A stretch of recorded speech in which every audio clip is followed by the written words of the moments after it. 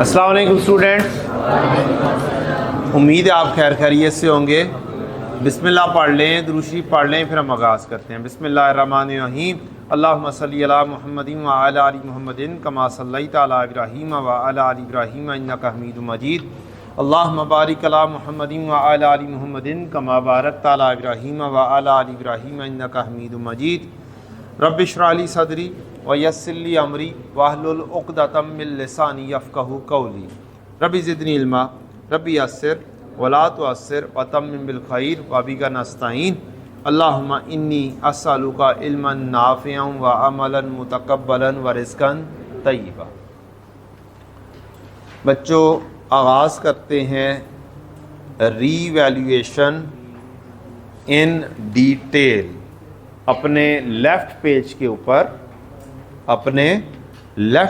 ऊपर 3 कॉलम ये बना लें, फिर एक बिगर कॉलम और एक डेट का कॉलम।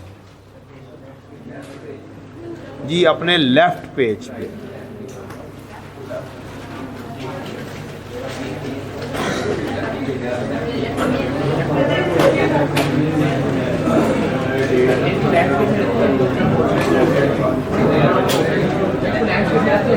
जी लेफ्ट पेज।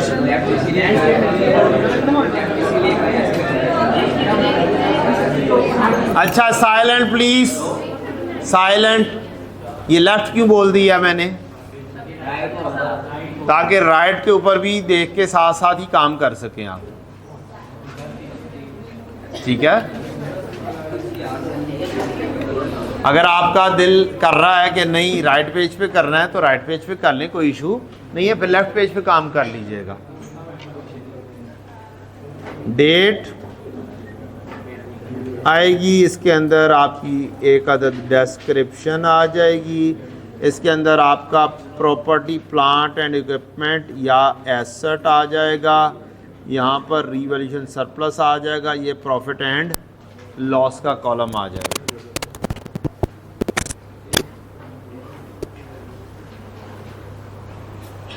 ये वर्किंग बेस है, इस वर्किंग की बेस के ऊपर पूरी रीवैल्यूएशन इस वर्किंग की बेस पे होगी।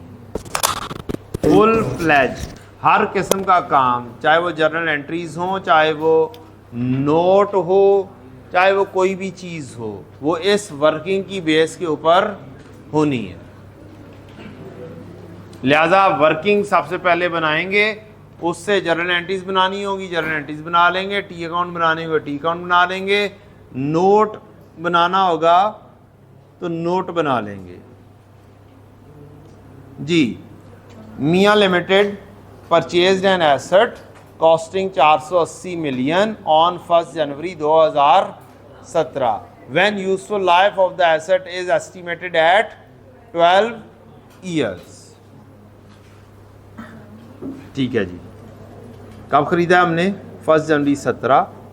1 जनवरी 17 को आपकी कॉस्ट आ गई है 480 मिलियन रुपीज़। मिलियन में हम काम कर रहे हैं।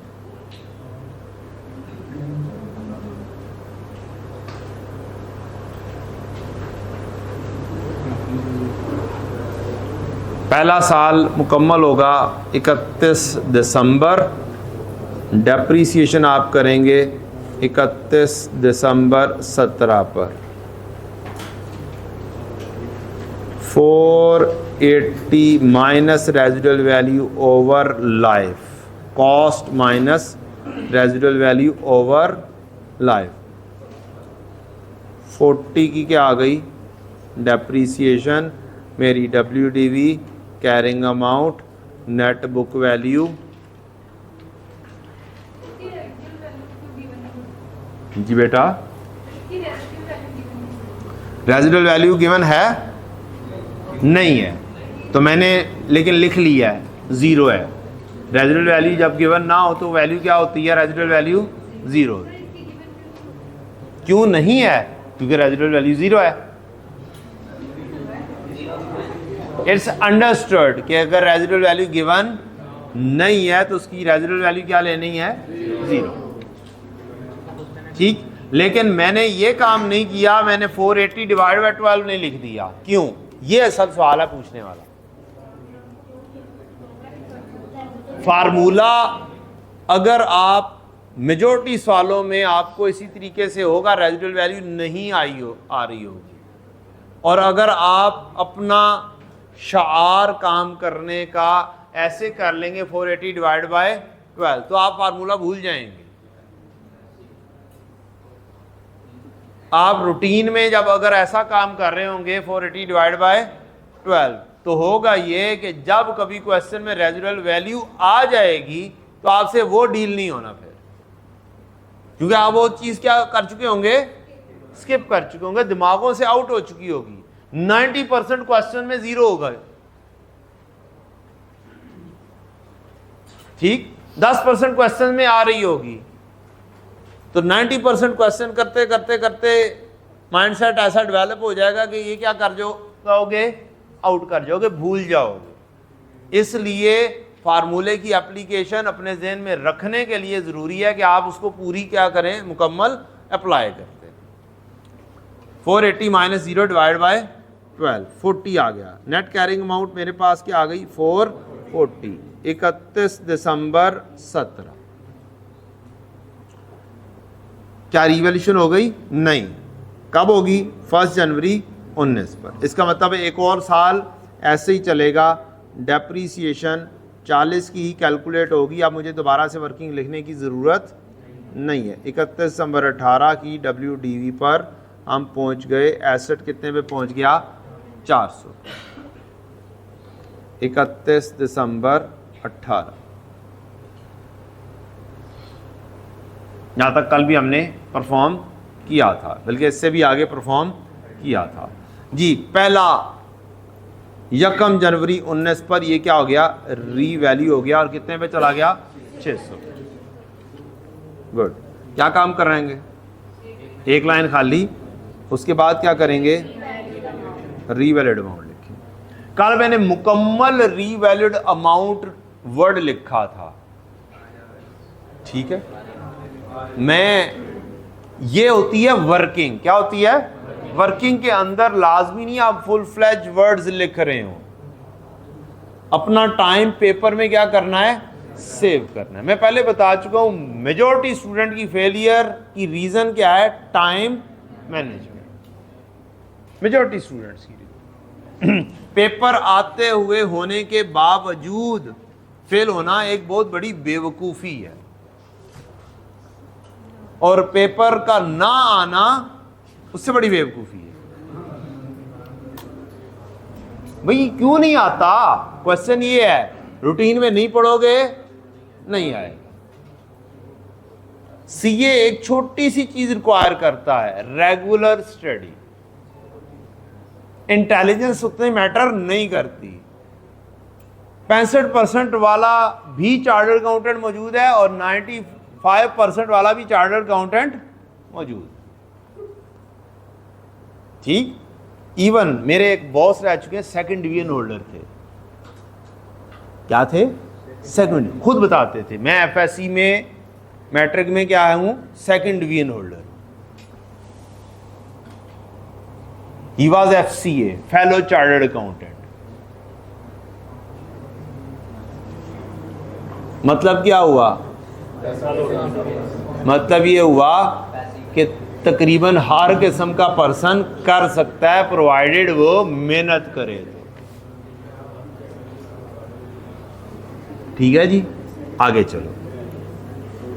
यहां पर मैं क्या लिख दूंगा, रीवैल्यूड अमाउंट 1 जनवरी 19। पहले नंबर पर क्या आएगा, कितने से इंक्रीज, यहां पर क्या लिख दिया जाए, रीवैल्यूएशन सरप्लस। ये पहले नंबर पर काम, ये दूसरे नंबर पर काम।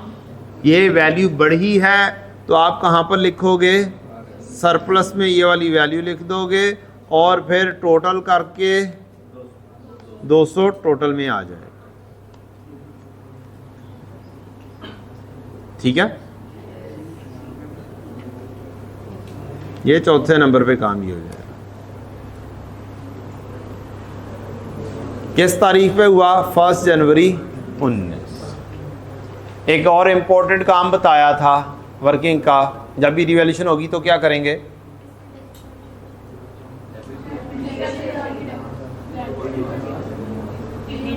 रिमेनिंग लाइफ लिख लोगे, साथ ही क्या कर लोगे, रिमेनिंग लाइफ फाइंड करके लिख लोगे।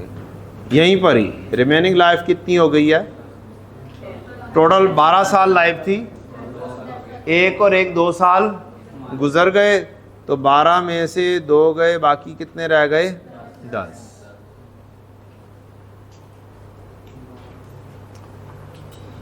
नेक्स्ट 31 दिसंबर 19 पर क्या करोगे, 31 दिसंबर 19 पर डेप्रीसिएशन होगी। अब यहां पर वो वाला फार्मूला अप्लाई होगा, कौन से वाला, WDV opening minus new residual value over remaining life. Remaining life हमने फाइंड कर ली हुई है, लिहाजा गलती के चांस होने नहीं चाहिए। 600 माइनस 0 डिवाइड बाय 10, यह आ गई 60 की डेप्रीसिएशन। इसके बाद मैंने कहा था जैसे 60 की डेप्रीसिएशन की है वैसे ही क्या करनी है, इस 200 की भी क्या करनी है, डेप्रीसिएशन करनी। ठीक है, ये क्या आ गई 20 की डेप्रीसिएशन, किसकी, सरप्लस की। 540 और ये आ गया 180, ये आपकी WDV या कैरिंग अमाउंट या नेट बुक वैल्यू आ गई 31 दिसंबर 19।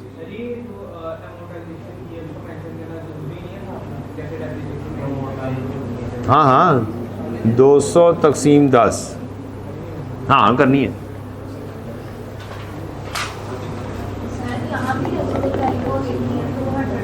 नहीं, इसमें नहीं आएगी, रेजिडुअल वैल्यू एसेट में आएगी। सरप्लस की कोई रेजिडुअल वैल्यू नहीं है, 0 है, होती नहीं है, मींस उसकी कोई रेजिडुअल वैल्यू नहीं होती। लिहाजा यहां पर माइनस नहीं लिखा मैंने, वो एसेट की डेप्रीसिएशन का फार्मूला है इसलिए लिखा हुआ है। हमारे कोर्स में स्ट्रेट लाइन है सिर्फ, सबके कोर्सेज में स्ट्रेट लाइन नहीं होता, वहां पे क्या हो सकता है, रिड्यूसिंग बैलेंस भी हो सकता है। जब रिड्यूसिंग बैलेंस होगा तो फिर तो ये वाली कहानी नहीं होगी ना, फिर तो रेट वाली कहानी आ जाएगी। ठीक है, हमारे कोर्स में क्या है, ओनली स्ट्रेट लाइन। 31 दिसंबर 19 WDV। 31 दिसंबर 19 के बाद नेक्स्ट रिवैल्यूएशन 1 जनवरी 21 पर, यानी कि एक और साल ऐसे ही चलेगा। डेप्रीसिएशन 31 दिसंबर 20 की कैलकुलेट होगी, और क्या मुझे अब दोबारा से कैलकुलेट करने की ज़रूरत है या एज इट इज़ लिख लूँ जो पिछले साल की है, बताएं। जो पिछले साल की है 60 और 20 दोबारा से वर्किंग करने की ज़रूरत नहीं है। ये आ गया 480 और ये आ गया 160। 31 दिसंबर 20।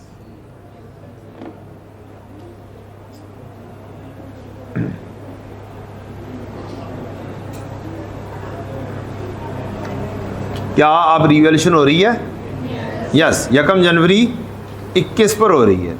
ओ गुड, 1 जनवरी 21 आ गया। एसेट की वैल्यू कितने पे चली गई है? ओ, पहले रिवैल्यूएशन अपवर्ड हुई थी, क्या हुई थी? अब क्या हो रही है? डाउनवर्ड। अब रिवैल्यूएशन डाउनवर्ड। 480 से कितने पे आ गई? यार सिर्फ 200 का ही फर्क आ गया, कोई और वैल्यू कर देते हैं तो क्या हो गया? 300 पूरा कर दें, चले आपकी फरमाइश सर आंखों ने लें जनाब। फरमाइश आई है नहीं, वैल्यू क्या होनी चाहिए? 300 होनी चाहिए। तो मुझे क्या फ़र्क पड़ता है, वर्किंग तो आपने करवानी है। क्या लिखेंगे? रीवैल्यूड अमाउंट 1 जनवरी 21, एक लाइन खाली। रीवैल्यूड अमाउंट कितनी हो गई? 300। अप और डाउन? डाउन। कितने से? 180 से ये डाउन होगा, ठीक है, 180 से डाउन। अच्छा, एक छोटी सी मिसाल देने लगा हूं, फिर आपको आसानी से चीज समझ लग जाएगी। आप सड़क पर जा रहे थे, सड़क पर जा रहे थे, इससे चलते जा रहे थे, नीचे देखा तो आपको एक नोट नजर आया, ग्रीन कलर का नोट था। आपने कहा यस, इस आने से पिक करके जेब में रख लिया। कितने का नोट था भला? 500 का नोट था। 500 मुफ्त में क्या हो गया? हासिल है। जेब में कितने पैसे? आप कहे मुझे लग गई जबरदस्त। आगे चले, आपने कहा सदका भी उतारना चाहिए लिहाजा खुद कुछ पी लेना चाहिए, खा पी लेना चाहिए, ठीक। अब पैसे हाथ लगे हैं तो कुछ खा पी लिया जाए। आपने 100 रुपए की कोई चीज खा ली, कितने पैसे रह गए? 400। कितने रह गए? 400। अब आपकी जेब में कितने हैं? 400। आपकी जेब में कितने हैं? 400। अब आपका दोस्त आया, यार तुम्हारी मेहरबानी, तुम्हारी मेहरबानी, कुछ क्या चाहिए? पैसे उधार चाहिए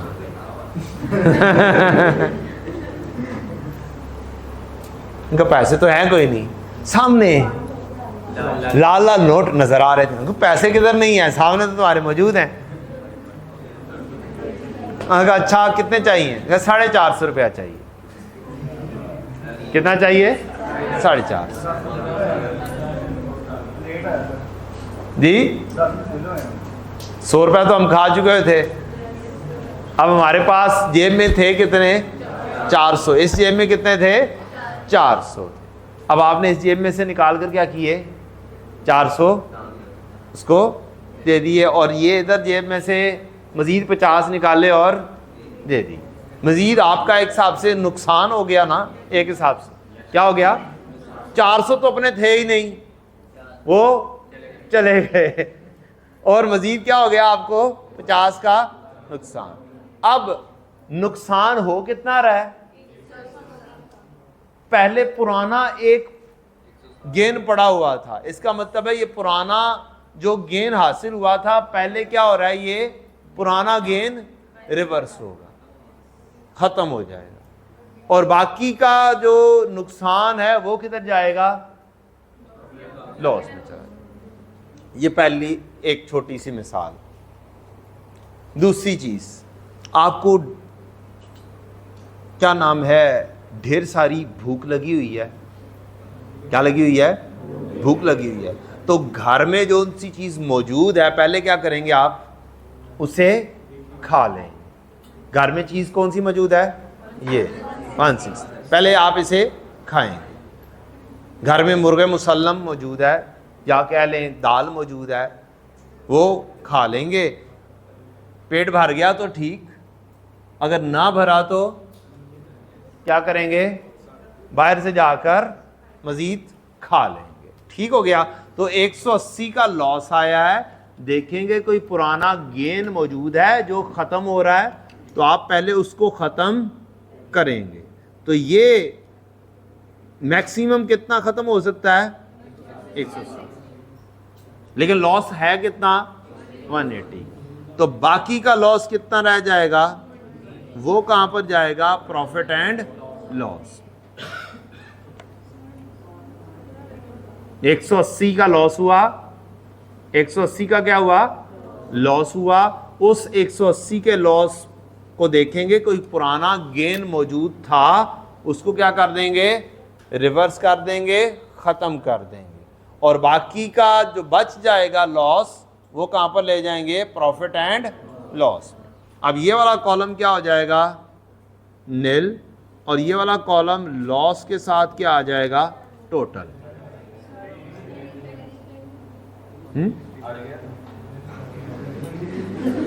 अच्छा आ जाते आ जाते आ जाते आ जाते।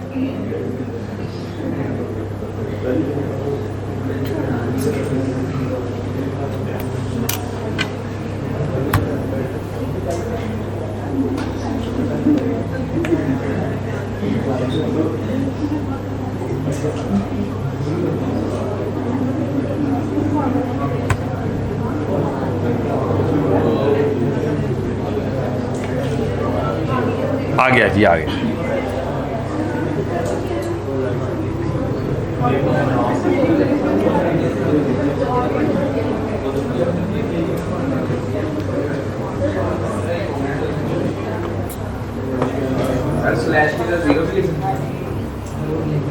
स्लैश किधर लिखे,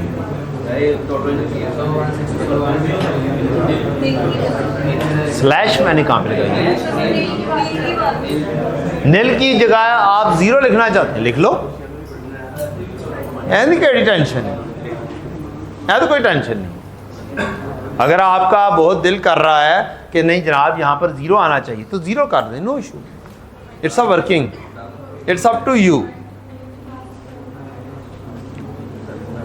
जब भी एसेट रीवैल्यू होता है तो एक इंपॉर्टेंट काम करना होता है, वो क्या, रिमेनिंग लाइफ फाइंड करनी। क्या करनी है, क्योंकि क्वेश्चन ने आगे चलना है। अगर क्वेश्चन ने आगे ना चलना हो तो फिर ज़रूरत नहीं है, लेकिन अगर क्वेश्चन को आगे चलाना है तो फिर ज़रूरत है कि यहाँ पर ही क्या करें, आप रिमेनिंग लाइफ फाइंड कर लें ताकि गलती ना हो। Remaining life is equal to, total life कितनी थी, 12, इसमें से साल यूज कितने हो गए हुए, 17 पूरा, खुदारा ये मिड में भी आ सकता है।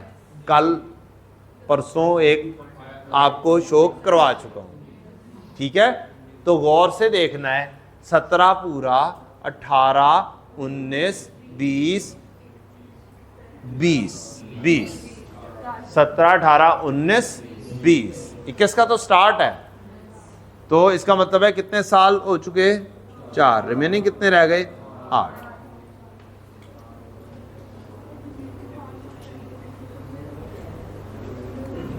इकतीस दिसंबर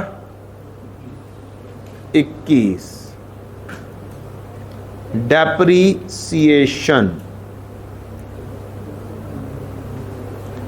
300 माइनस 0 डिवाइड बाय 8। तो जिस तरीके से डेप्रीशिएट उसको करना है इसको भी करना है।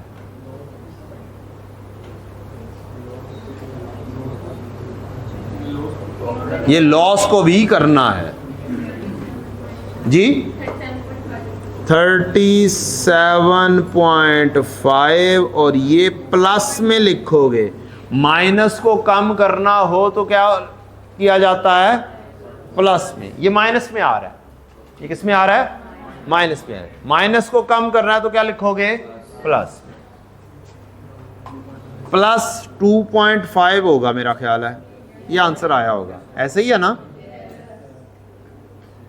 ये वाली वैल्यू माइनस में आ जाएगी 17.5 और ये आ जाएगी 262.5। ये क्या आ गई आपकी WDV 31 दिसंबर 21 की।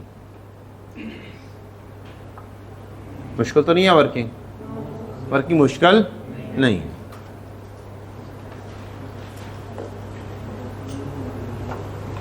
जी नेक्स्ट 31 दिसंबर 21 के बाद 31 दिसंबर 22 आएगा, डेप्रीसिएशन होगी वंस अगेन 37.5 की डेप्रीसिएशन हो जाएगी और प्लस 2.5 की एडजस्टमेंट हो जाएगी।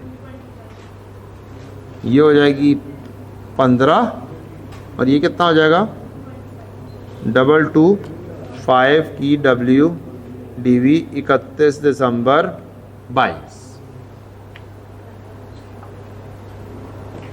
ये लॉस है, ब्रैकेट में आएगा।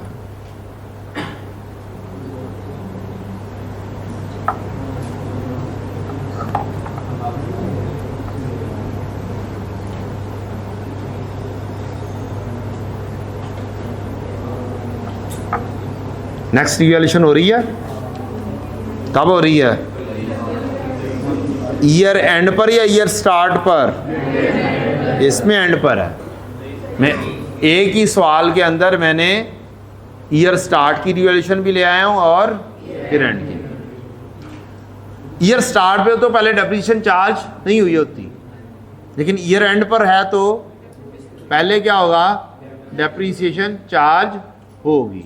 चेंज इन एस्टीमेट में ऐसा नहीं होता। चेंज इन एस्टीमेट में क्या करना होता है? साल के शुरू में सारा काम वर्कआउट करना होता है, बाद में डेप्रिसिएशन होती है। ठीक है, ये एस्टीमेट चेंज नहीं है। ये क्या है? रीवैल्यूएशन। रीवैल्यूएशन जिस डेट पर होगी वहां तक की डेप्रिसिएशन पहले चार्ज होगी, फिर क्या होगा? रीवैल्यूएशन। तो अब यहां पर क्या किया जाए? डेप्रीसिएशन चार्ज की जाए। क्या किया जाए? डेप्रीसिएशन चार्ज की जाए, और डेप्रीसिएशन में कोई चेंज नहीं है। 37.5 और प्लस 2.5 वैल्यू पता नहीं क्या बन जाएगी। 31 दिसंबर 23 187.5 12.5 का लॉस।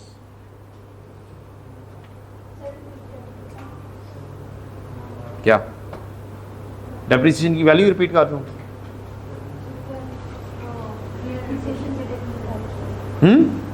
डेप्रिसिएशन कैसे कैलकुलेट किया है?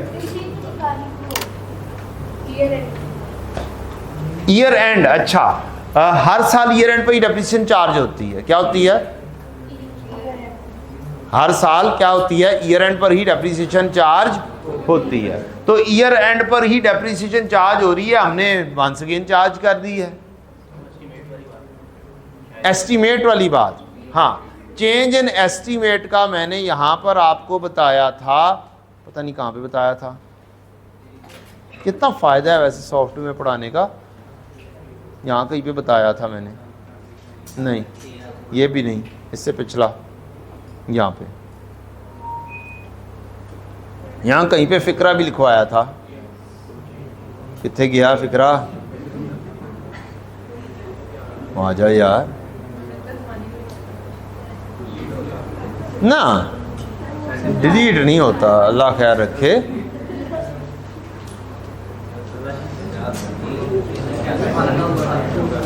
इससे भी एक दिन पहले होगा। नहीं, मैं लिखा हुआ दिखा देता हूँ। मैंने ये बताया था चेंज इन एस्टीमेट साल के शुरू से अप्लाई होता है।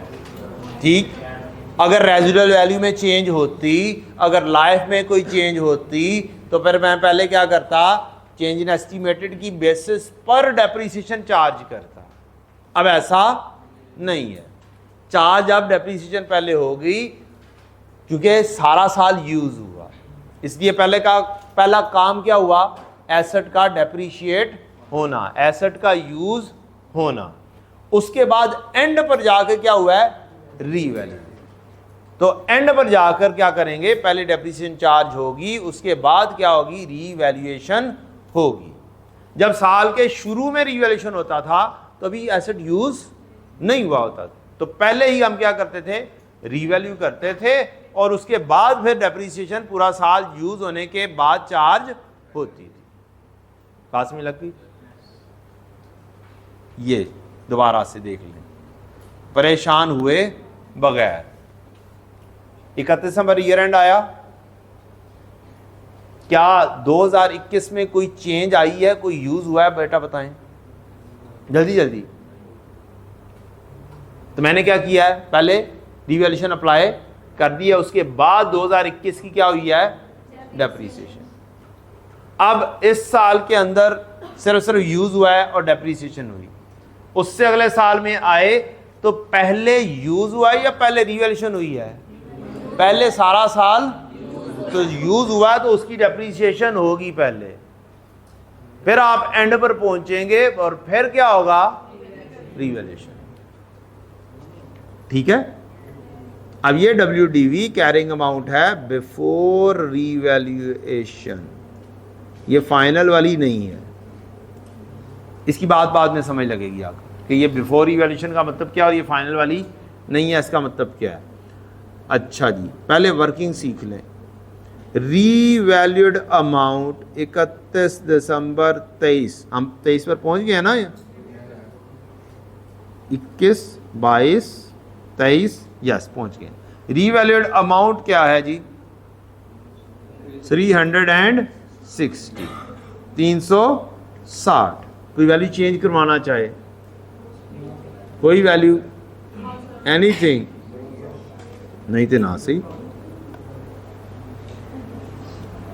वैल्यू बढ़ी या कम हुई, बढ़ गई।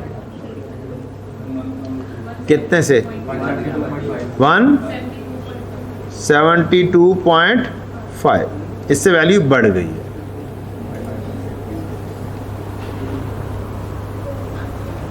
ये बताएं, एक अदद गेन आ रहा है, पहले घर में एक चीज मौजूद है, वो क्या है, लॉस।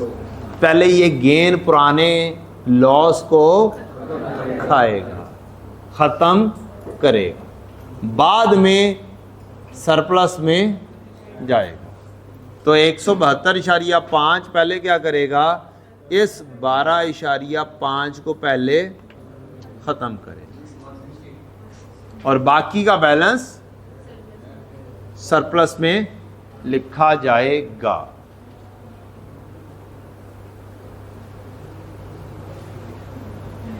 बात क्लियर हो गई, ये नील हो जाएगा और इसका टोटल 160 आ जाए। अब क्या रिमेनिंग लाइफ कैलकुलेट करने की जरूरत है या क्वेश्चन दी एंड हो गया, दी एंड हो गया तो फिर इजाफी काम करने की जरूरत नहीं। जी सवाल,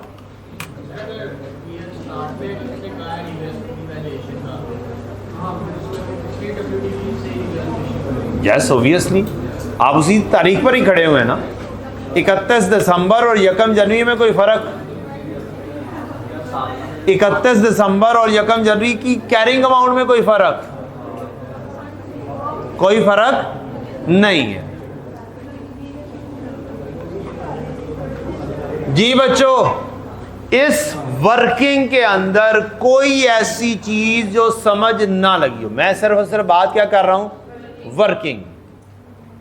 बाकी नॉलेज अभी ट्रांसफर होना है, जर्नल एंट्रीज का नॉलेज ट्रांसफर होना है, इसके अंदर कौन कौन सी वैल्यू को क्या क्या बोलते हैं वो ट्रांसफर होना है। अभी मेरा सवाल सिर्फ एक है, वर्किंग से रिलेटेड कोई चीज ना समझ लगी हो। सर जो प्रॉफिट और लॉस का कॉलम है उसमें सिर्फ लॉस का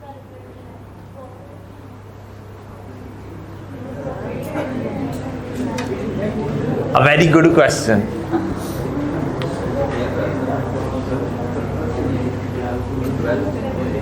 प्रॉफिट एंड लॉस के कॉलम में सिर्फ लॉस आ रहा है, प्रॉफिट क्यों नहीं आ रहा, ये सवाल है।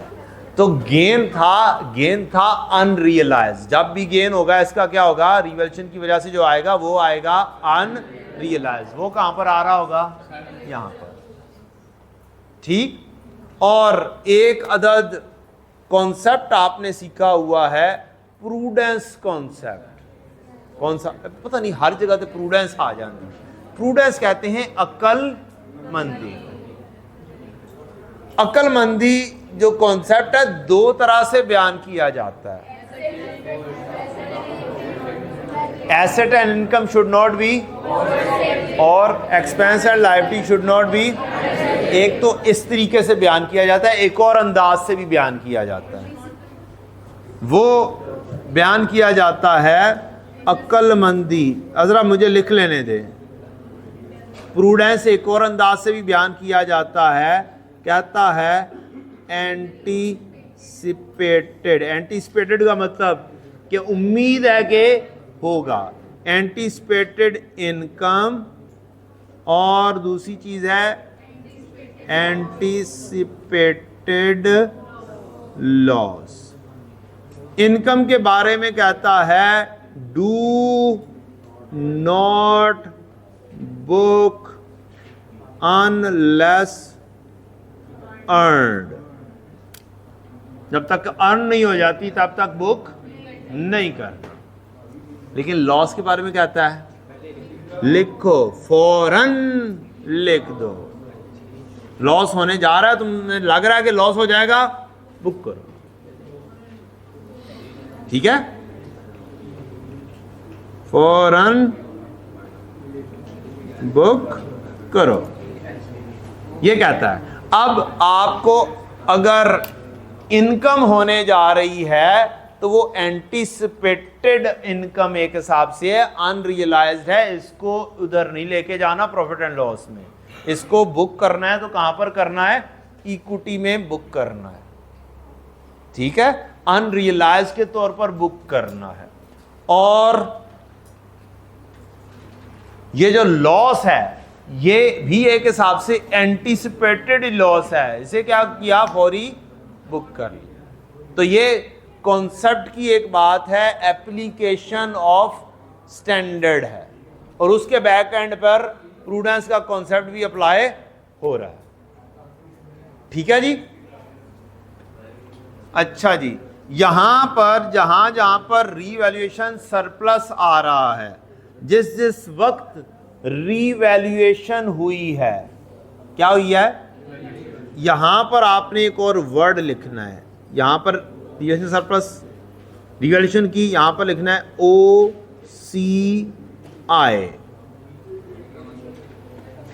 रुको जरा, सब्र करो, बताता हूं, ऑब्वियसली बताऊंगा, आगे चलूंगा फिर। क्या है जी, OCI। और कहां पे रीवैल्यूएशन हुई है, यहां पर हुई है OCI, और एक बिल्कुल एंड पर हुई है OCI। ये क्या बला है OCI, बचपन में पढ़ा था, बचपन में पढ़ा था ITA के अंदर के स्टेटमेंट ऑफ कंप्रीहेंसिव इनकम के दो हिस्से होते हैं, एक होता है statement of profit and loss और दूसरा statement of other comprehensive income. पता नहीं पढ़ा सा नहीं पढ़ा सी, चलो नहीं पढ़ा सी हुन पढ़ लो, टेंशन नहीं लेनी है कि नहीं पढ़ा था तो कुछ हो जाएगा, मैं बताकर ही चलूंगा आगे। ये चीज नहीं होगी कि आपने पहले अगर नहीं पढ़ा हुआ या भूल गए हुए हैं तो वो आपको समझ नहीं लगनी, मैं समझा कर ही आगे चलूंगा इंशाल्लाह। ठीक है, इस चीज से परेशानी कतअन नहीं लेनी कि अगर मैं एक बात बोल दूं कि ये आपने पहले पढ़ा हुआ है और दूसरे बच्चे बैठे सोच रहे हैं सानू तो याद ही कोई नहीं, या हमने तो ये वाली बात छोड़ दी थी ITA में पढ़ते हुए, तो टेंशन नॉट। क्या होता है, मैं अभी लिख देता हूं, कैसे कैसे लिखा जाएगा, क्या क्या होगा, वो थोड़ी देर तक चल के बात होगी। OCI stands for other comprehensive income. ITA में बस इसका नाम ही याद करना था और कुछ नहीं करना था,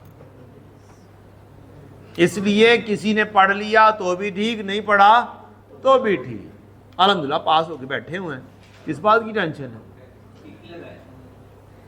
जी बेटा आपने सवाल पूछना था।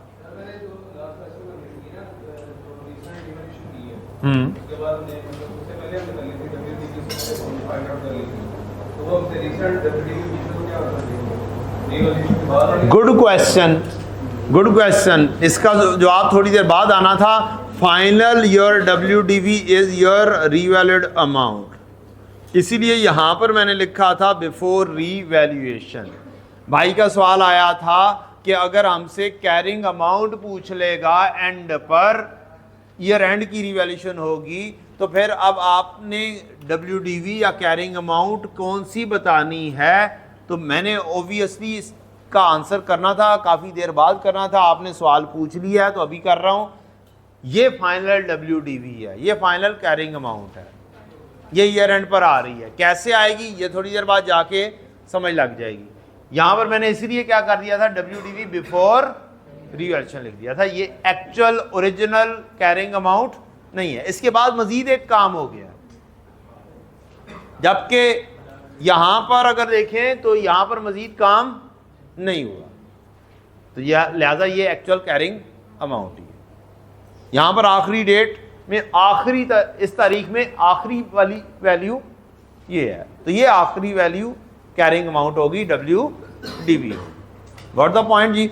अब हमने कहां पर जाना है, अब हमने जर्नल एंट्रीज की तरफ जाना है। किसकी तरफ जाना है जी, जर्नल एंट्रीज की तरफ जाना है। अब मैं सीधी सी डायरेक्टली जर्नल एंट्रीज लिखने लगा हूँ। टाइम हमारे पास क्या है, कम है, शॉर्ट है, डायरेक्टली जर्नल एंट्री लिखें। राइट पेज पे जर्नल एंट्री का फॉर्मेट बना लें। अब जिसने राइट पेज पे बनाया है वो भुगते, वर्किंग जिसने राइट पेज पे बनाई है वो भुगते। डेट डिस्क्रिप्शन खब्बा डेबिट तो सज्जा क्रेडिट। खुदारा जैसे आपको ये कॉलम नजर आ रहे हैं, कम से कम ये 2 कॉलम बना लिया करें।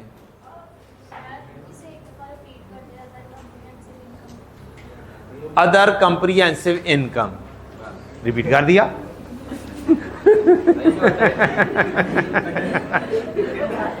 आपने यही कहा है कि सर काइंडली इसको दोबारा से रिपीट कर दें, अदर कंप्रीहेंसिव इनकम को मैंने रिपीट कर दिया जी। Other income is something different. मैंने अभी इसीलिए कहा थोड़ा सा सब्र करें, सारे कॉन्सेप्ट क्या आएंगे with the passage of time, सारी चीजें डिस्कशन में आनी है। जरा तरतीब से काम जरा सीखें, ये एक दिन की कहानी नहीं है सीखने की, ये 2-3 दिन चीजें लगेंगी आपको सारी चीजें बयान करने में, मुझे बयान करने में 2-3 दिन लगेंगे। अभी पहला स्टेप है वर्किंग सिखाई है। क्या सिखाया है, वर्किंग। इसके साथ क्या सीखेंगे, जर्नल एंट्री सीखेंगे। उसके बाद टी काउंट के बाद नोट नोट भी होना है। अभी आपने क्या होना है, नोट भी होना है। तो काम सारा सिखा कर ही चलूंगा। OCI अभी सिर्फ लिख लें, अदर कंप्रीहेंसिव इनकम होता है। क्या होता है, कैसे होता है, कैसे प्रेजेंट होता है, थोड़ी देर थोड़ा सा क्या करें, जरा सब्र करें, तो फिर मैं सारी चीजें बयान करूंगा, बताऊंगा इंशाल्लाह। मैंने पहले बोल दिया टेंशन नहीं लेनी, किसी को याद है नहीं है टेंशन नो। 1 जनवरी 17 यस। ये जो टेबल है इसके ऊपर जितनी भी जर्नल एंट्रीज हैं सारी आ रही हैं सिवाय एक के, कल बताया था। वो दोबारा से आज डिस्कशन होगी, बार बार डिस्कशन होगी। वैल्यू तक यहां से फाइंड करेंगे उस एंट्री की भी, ठीक है। आए जनाब, पहली entry 480, asset debit cash credit. Asset भी लिख सकते हो, PPE भी लिख सकते हो, एसेट डेबिट और कैश क्रेडिट। कितने से, 480 मिलियन। ये वाला काम हम रुपीस मिलियन में कर रहे हैं। ये यूनिट ऑफ मेजरमेंट लिखना ज़रूरी होता है पेपर में। पेपर में जो सवाल हैं अक्सर औकात 2 यूनिट ऑफ मेजरमेंट में चल रहे होते हैं। एक ही सवाल के अंदर 2 यूनिट ऑफ मेजरमेंट दिए होते हैं। कुछ बात रुपीज़ में की होती है, कुछ रुपीज़ 1000 में की होती है, या कुछ बात रुपीज़ में की होती है, कुछ बात रुपीज़ मिलियन में की होती है। तो ये जजमेंट करनी होती है आपने काम किस में करना है। अभी हम काम किस में कर रहे हैं, rupees million. PP debit cash credit. Next entry 31 दिसंबर 17, क्या हो रही है जी entry, depreciation expense debit, accumulated depreciation credit. 40 की एंट्री।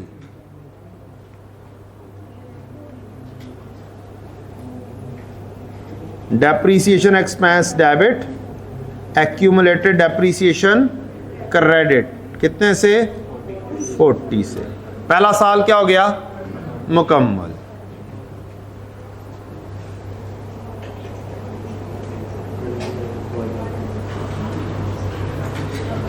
नेक्स्ट ईयर WDV की कोई एंट्री नहीं होती। अगला साल आ गया 31 दिसंबर 18, कितने की डेप्रीसिएशन? 40 की। बस एक ही एंट्री आ रही है अगले साल 40 की। Depreciation expense debit, accumulated depreciation accumulated depreciation credit 31 दिसंबर 18 कितने से? 40 से। दूसरा साल भी क्या हो गया? मुकम्मल। इस तारीख तक मुझे ये बताएं एक्यूमुलेटेड डेप्रीसिएशन कितनी हो चुकी होगी? सबको समझ लग रही है? 40 जमा 40 कितना हो गया होगा? 80। डन? ठीक है जी। एक्यूमुलेटेड डेप्रीसिएशन 80 की हो चुकी होगी।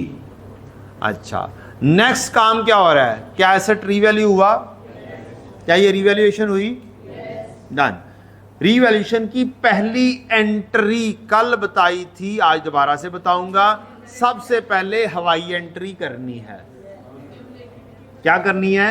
हवाई एंट्री। हवाई एंट्री डायरेक्टली यहां पर नजर नहीं आएगी, इसलिए इसका नाम हवाई एंट्री रख दिया गया। खुदारा कोई और बंदा पूछ ले, कोई चार्ट अकाउंटेंट पूछ ले, उसको ये नहीं बोलना हवाई एंट्री होगी, उसको एंट्री बतानी है। क्या करना है? उसे एंट्री बतानी है। वहां पे जाके ना बोल दीजिएगा हवाई entry. खुदारा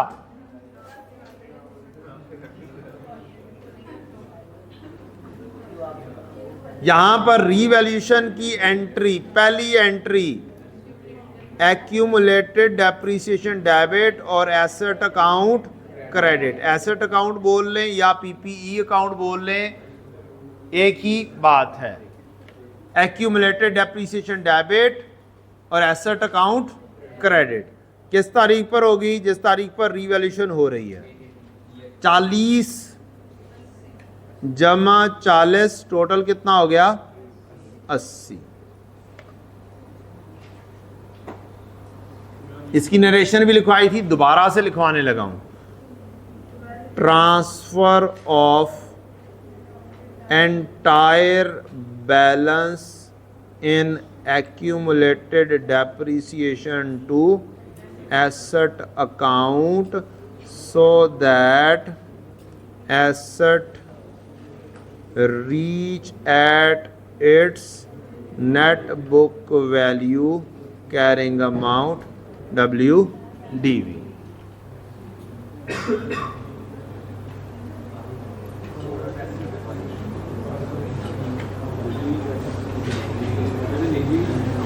Transfer of entire balance in accumulated depreciation to asset account so that asset account reach at its net book value carrying amount. ठीक है, इस तारीख पर accumulated depreciation नील हो जाएगी। सारे का सारा बैलेंस कहां पे चला जाएगा? एसेट में चला जाएगा। तो इस डेट पर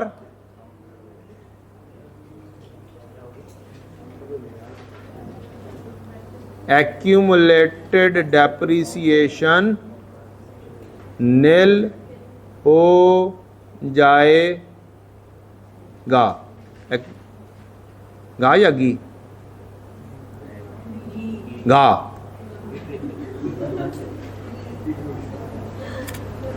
एक्यूमुलेटेड डेप्रीसिएशन अकाउंट नील हो जाएगा।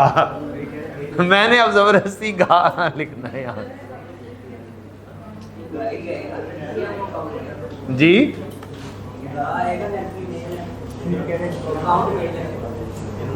हाँ अकाउंट मेल है।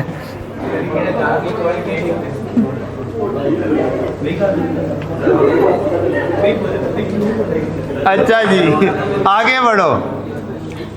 अगली एंट्री कहां से नजर आएगी? यहां से नजर आएगी। मैंने एक बात बोली है, एक बात कही है, इस पेज के ऊपर, इस वर्किंग के अंदर सारी जर्नल एंट्रीज मौजूद हैं। क्या हैं? सारी जर्नल एंट्रीज मौजूद हैं, कोई एक भी ऐसी नहीं है जो यहां पर मौजूद ना हो जी। 200 से एसेट क्या हुआ है? बढ़ा है। एसेट बढ़े तो क्या होता है? डेबिट। बढ़ा है ना एसेट। एसेट की नेचर क्या है? इस कॉलम की नेचर डेबिट है। इक्विटी की नेचर क्या होती है? इसकी नेचर क्या हुई? प्रॉफिट की नेचर क्या होती है? क्रेडिट। तो इस कॉलम की नेचर भी क्या है? क्रेडिट। ठीक है, गॉट द पॉइंट? ठीक है। एक दो फिक्रे और याद करने हैं, कुछ को याद है कुछ को नहीं याद। डेबिट में डेबिट ऐड होता है और क्रेडिट में क्रेडिट ऐड होता है और डेबिट लेस। मैंने लॉस बोला ही नहीं, मैंने तो प्रॉफिट बोला। नहीं, मैं प्रॉफिट बोला है। आपने प्रॉफिट समझना है। क्या समझना है? ज्यादातर कंपनी को प्रॉफिट होता है, बिजनेस को प्रॉफिट होता है या लॉस होता है? आजकल की कहानी को छोड़ दो।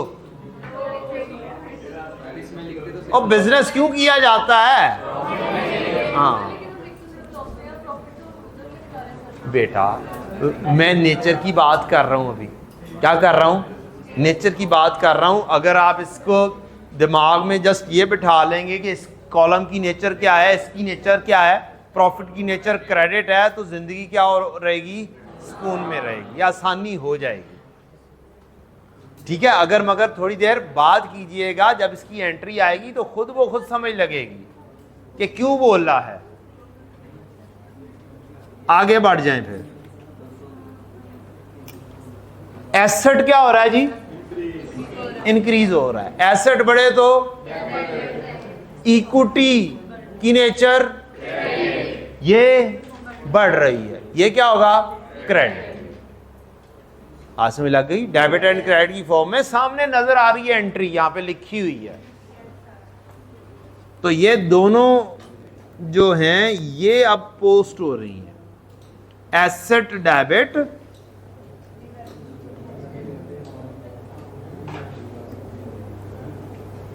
Asset debit, revaluation, surplus, credit. इसके साथ में साथ वंस अगेन क्या लिख रहा हूं? OCI। इसका मतलब ये है ये इक्विटी में जाएगा लेकिन OCI से रूट होकर जाएगा।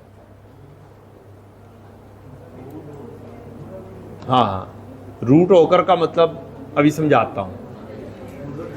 अब OCI की बात आई है ना दोबारा से, जनरल एंट्री। अब मैं आपको इसकी कहानी सारी बताने लगा। ठीक है, वैल्यू पहले मुझे बता दें। 200 किस तारीख पर है? ये 1 जनवरी 19।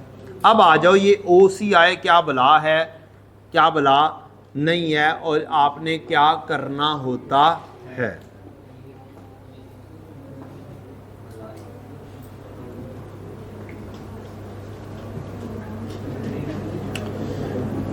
Profit and loss statement of comprehensive income कहां से शुरू होती है? सेल से। कहां से? सेल करते हो, फिर क्या करते हो? Cost of sales. क्या आता है? GP, gross profit. इसमें ऐड कर लेते हो आप अदर इनकम, लेस क्या करते हो? एक्सपेंसेस। तो यहां पर आता है एक चीज जिसको बोलते हैं प्रॉफिट बिफोर टैक्स। अब आप बड़े हो गए हैं। क्या हो गए हैं? थोड़े बड़े हो गए। क्या हो गए हैं? थोड़े बड़े हो गए हैं, लिहाजा साथ साथ नॉलेज को क्या करना है? इंक्रीज करना है। यहाँ पर आता है profit before tax, PBT stands for profit before tax. फिर आएगा एक टैक्स का एक्सपेंस, क्या आएगा? टैक्स का एक्सपेंस। और फिर आएगा प्रॉफिट आफ्टर टैक्स।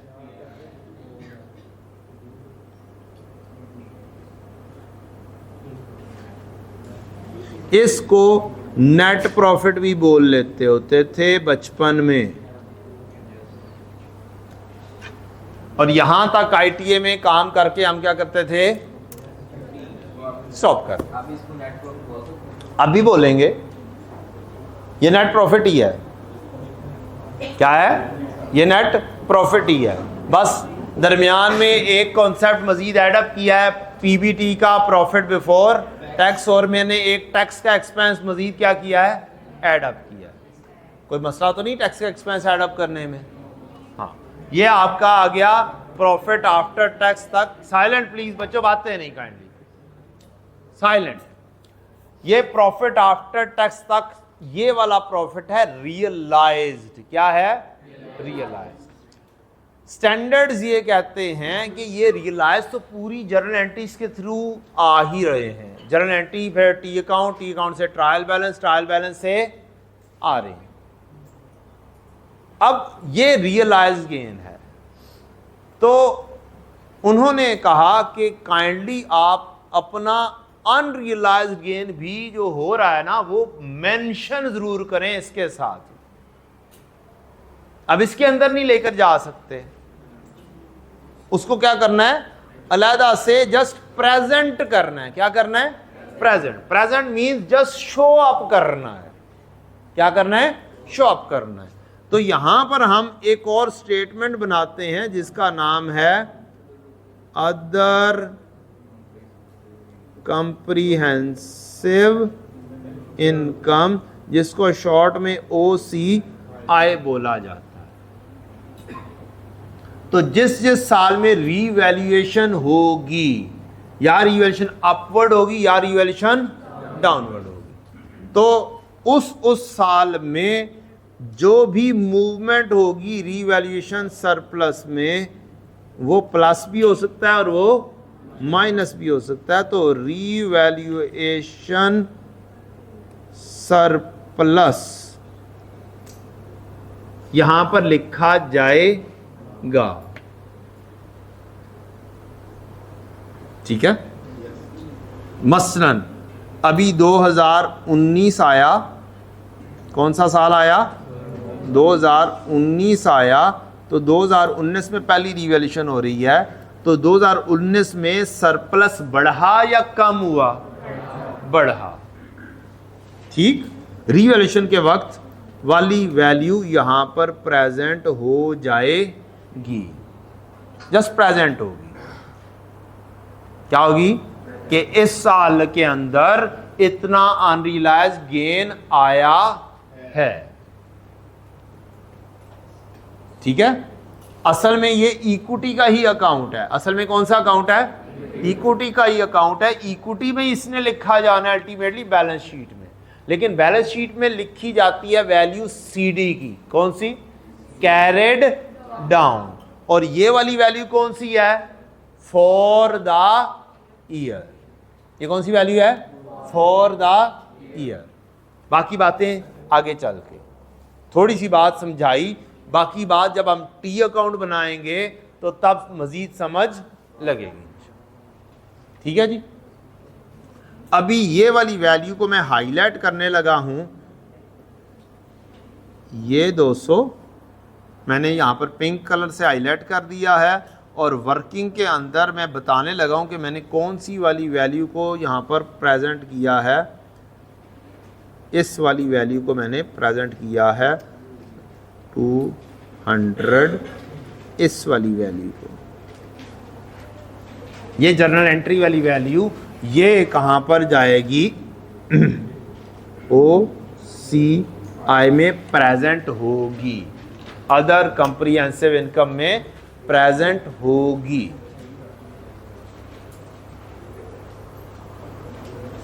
ठीक है जी। अच्छा, ये बता दें कि जब आपने डेबिट एंड क्रेडिट पढ़ना शुरू किया था तो पहले दिन जिस दिन आपको बताया गया था ये डेबिट है ये क्रेडिट है, उसी दिन दिमाग में बैठ गया था? टाइम लगा था? चीज़ें क्लियर करने में भी हर चैप्टर को भी टाइम लगा था, या पहले दिन ही सारी चीज़ सेन में बैठ गई थी, लिंक होती गई थी, एड अप होती गई थी, नॉलेज गेन हो गया था? ऐसे ही है, यही चीज़ होती है हर चीज़ की। अभी भी OCI की वजह से परेशान नहीं होना, अभी कॉन्सेप्ट का क्या है, बिल्कुल स्टार्ट है। ये एक आधे दिन के अंदर मैच्योर होगा और मैच्योर होके फिर आपके ज़हनों में सही वाला खाका इसका मुकम्मल क्रिएट होगा। पास में लग गई? बस एक छोटा सा काम करना है, छुट्टी कोई नहीं करना। CA में छुट्टी कुल्लुन हराम हो। ठीक है जी। बेहतर यही होता है छुट्टी ना की जाए। बहुत कोई मजबूरी हो ना तो फिर छुट्टी करनी चाहिए, बहुत कोई मजबूरी हो। बार मौसम सुहाना है, छुट्टी करते हैं। हैं?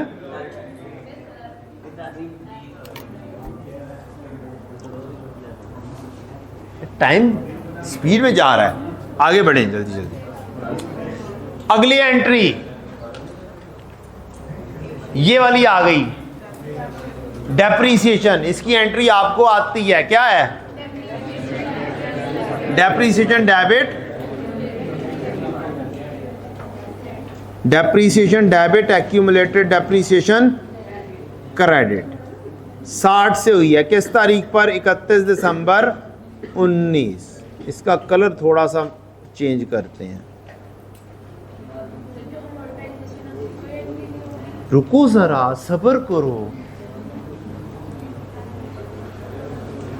बेटा, सारी एंट्रियां तो लिखा रहे हैं एक एक करके।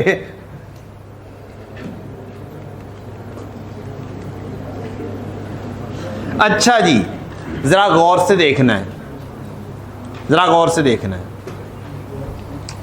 इन ओरिजिनल अगर ये वाला एसेट रीवैल्यू ना हुआ होता तो डेप्रिसिएशन कितनी चल रही होती?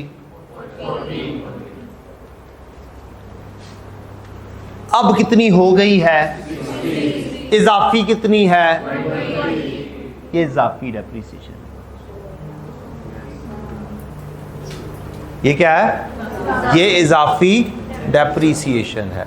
इसको बोलते हैं इंक्रीमेंटल डेप्रिसिएशन। क्या बोलते हैं?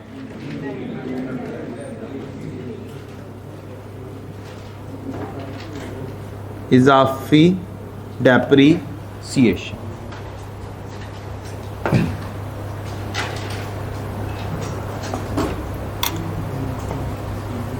ठीक है जी। अच्छा, अब मुझे ये बताएं रीवैल्यूएशन सरप्लस की नेचर क्या है? एक फिक्रा और लिखवाया है, वो क्या है? क्रेडिट में और डेबिट। अब ये बताएं ये लेस हो रहा है या ऐड हो रहा है? लेस हो रहा है तो आधी एंट्री आपके सामने मौजूद है। रीवैल्यूएशन सरप्लस क्या होगा? आधी एंट्री यहां पर मौजूद है। पास में लग गई? इसलिए बार बार बोल रहा था इसकी नेचर को पिक करना है, इसकी नेचर को समझना है। ये रीवैल्यूएशन सरप्लस कम हो रहा है। रीवैल्यूएशन सरप्लस की नेचर क्या है? क्रेडिट है। क्रेडिट में से डेबिट हो तो क्या होता है? कम होता है। तो इसका मतलब ये क्या हो रहा है? रीवैल्यूएशन सरप्लस डेबिट हो रहा है। क्या हो रहा है? डेबिट हो रहा है। Got the point? चलो गुड। आधी एंट्री तो आपने लिख ली। कौन सी भला? ये रीवैल्यूएशन सरप्लस क्या होगा? डेबिट होगा। वैल्यू भी आपको पता है। अभी आपको जस्ट ये बताना है क्रेडिट क्या होना है। नहीं नहीं ऐ नहीं निकाल, यह नहीं, इंज नहीं, इंज नहीं, इंज नहीं। एक और अकाउंट जो इक्विटी का ही होगा, क्या होगा, और उसका नाम है रिटेन्ड अर्निंग। क्या नाम है जी? किसी ने ये नाम सुना होगा, किसी ने नहीं सुना होगा। Retained earning.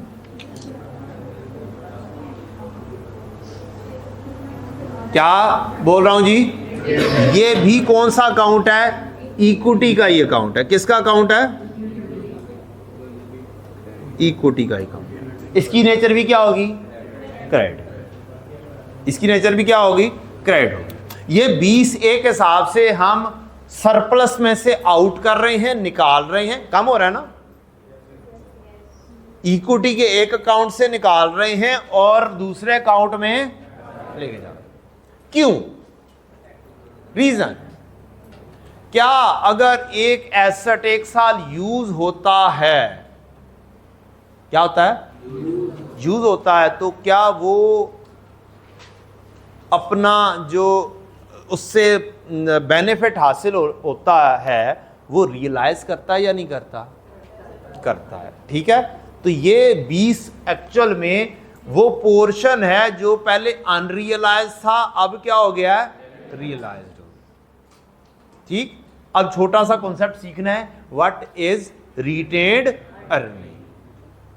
What is retained earning, इसका क्या कॉन्सेप्ट है ये सीखना है। डन? ठीक है, आए जनाब।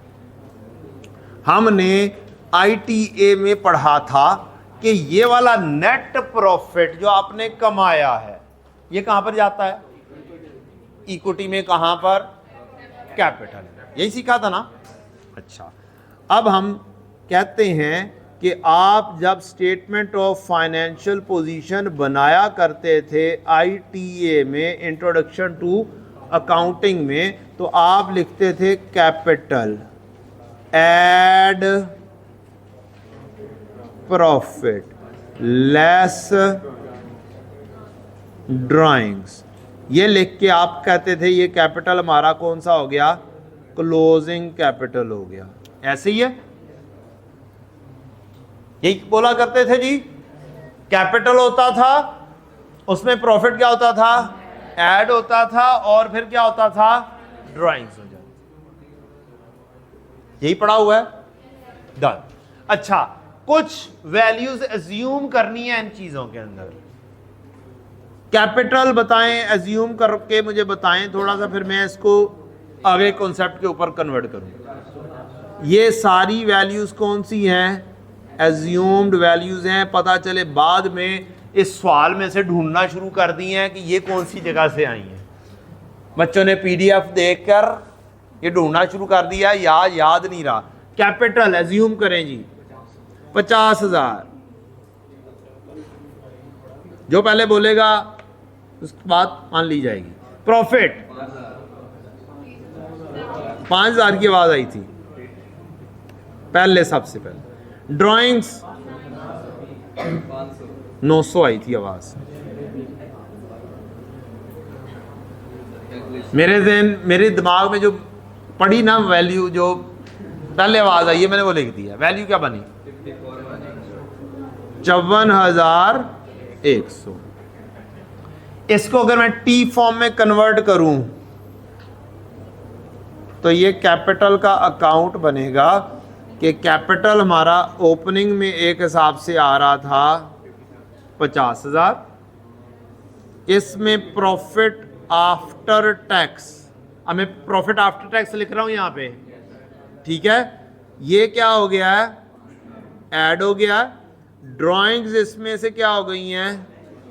लेस हो गई हैं। और मेरा कैरेट डाउन बन गया है कितना? 54,100। इस बात की समझ लग गई? कैपिटल की नेचर क्रेडिट। क्रेडिट में क्रेडिट क्या होता है और डेबिट क्या होता है? माइनस होता है। तो ये क्या बन गया? क्लोजिंग। ये क्रेडिट, क्रेडिट में क्रेडिट, और ये डेबिट कहां पे पहुंच गए? 54,100 100। डन। अब हमने अगली चीज सीखनी है कि जनाब हमने कैपिटल को रखना है टोटली अलहदा। कमाया हुआ प्रॉफिट क्या हो, अलहदा, और ओरिजिनल कैपिटल क्या हो, अलहदा। हमें नजर आता रहे कि ओनर ने इन्वेस्ट कितना किया हुआ। कमाया हुआ प्रॉफिट को क्या कर देना है, अलहदा, और ओरिजिनल कैपिटल को अलहदा। तो ये वाला एक सिंगल अकाउंट दो अकाउंट में क्या हो जाएगा, कन्वर्ट हो जाएगा। कैपिटल अपना ओरिजिनल वाला कैपिटल जो कि कितना था 50,000, और जो प्रॉफिट है वो अलहदा कर दिया जाए। प्रॉफिट आफ्टर टैक्स कितना कमाया 5,000, इसमें से ऑनर घर कितना ले गया 900, तो बच कितना गया 4,100। इसको बोलते हैं retained profit in the business, undistributed profit, retained earning. इस अकाउंट को क्या बोलते हैं, retained earning, unappropriated profit, undistributed profit. इसका भी एक ओपनिंग भी होता है, अगले एक साल का क्लोजिंग, अगले साल का क्या होगा, ओपनिंग होगा। तो इसको बोलते हैं retained earning, undistributed profit, unappropriated profits. ऐसे प्रॉफिट जो डिस्ट्रीब्यूट नहीं हुए, ऐसे प्रॉफिट जो एप्रोप्रिएट नहीं हुए। R.E stands for retained earnings, ऐसी अर्निंग जो रिटेन कर कर बिजनेस में ही रख ली हैं। Got the point?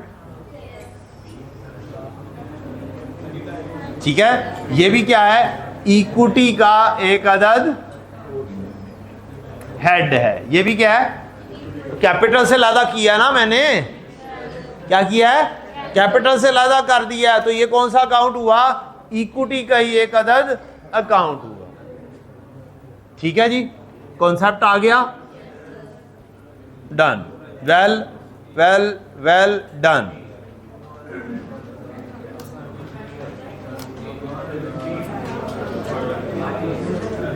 But time हो गया उनकी करा मैं। होम वर्क, यस प्यारे बच्चों,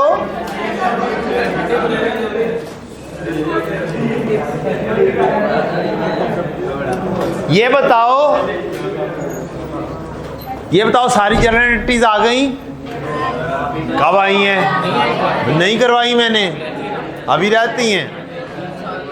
अच्छा ये बताओ क्या सारी वर्किंग आ गई, यस।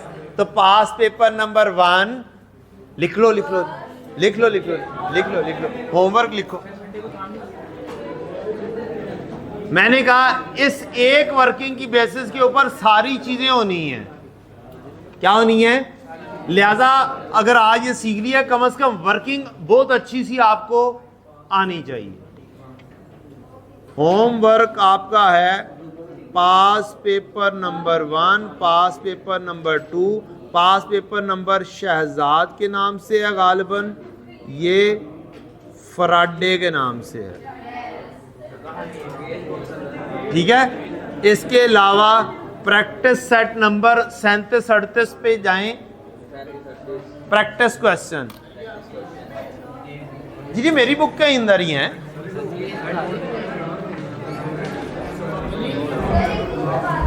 मेरी नहीं, तुमने लेट कर दिया ना, मैंने पहले बोला था शॉर्टेज है। अब इंशाल्लाह मंडे को कुछ बुक्स आएंगी, कोई 10-12 वो ले लेंगे। उसके बाद फिर ये फोटोकॉपी शॉप में फोटोकॉपी होकर मिलेंगी, और वो महंगी होकर मिलेंगी। अभी जितने की मिल रही है जल्दी जल्दी ग्रैब कर लें जो कर सकता है। मंडे वाले दिन मजीद बुक्स ना ना सवाल ही नहीं पैदा होता ना, चक्कर ही कोई नहीं। यार प्रैक्टिस क्वेश्चन दसने सी तुसी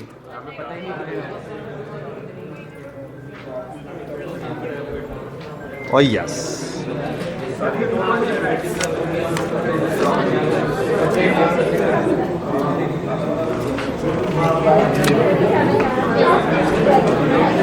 (31,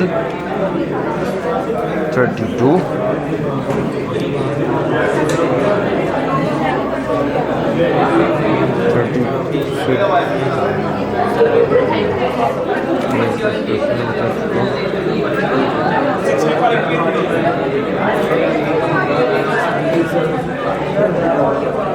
पेज नंबर 100।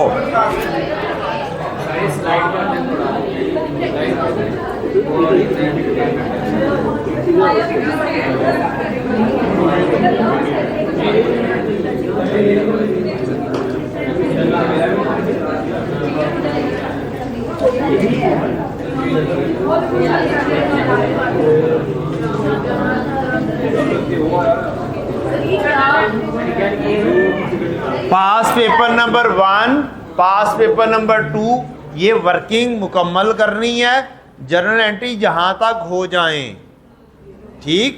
और प्रैक्टिस क्वेश्चन नंबर 31, 32 इसका पेज नंबर है 101 और इसका पेज नंबर है 1-65। ठीक है जी, 65 ही है ना बच्चों। Thank you very very much. अस्सलाम वालेकुम जी बेटा।